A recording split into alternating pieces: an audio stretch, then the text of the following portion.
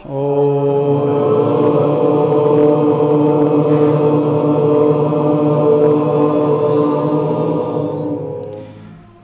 విధంగా మీరు ప్రతిరోజు 3 గంటలు ధ్యానం చేస్తే కనిష్ట స్థితి, 6 గంటలు ధ్యానం చేస్తే మధ్యమ స్థితి, 9 గంటలు ధ్యానం చేస్తే ఉత్తమ స్థితి, 9 గంటల కన్నా ఎక్కువ ధ్యానం చేస్తే ఉత్తమోత్తమ స్థితి జీవుడు పొంది తీరుతారు. అందుకోసమే స్వామి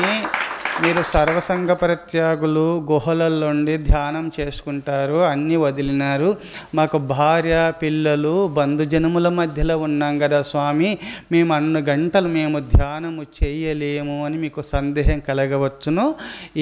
ఈ వాక్కులు వినగానే మీరు నామజపము, నామ తపస్సు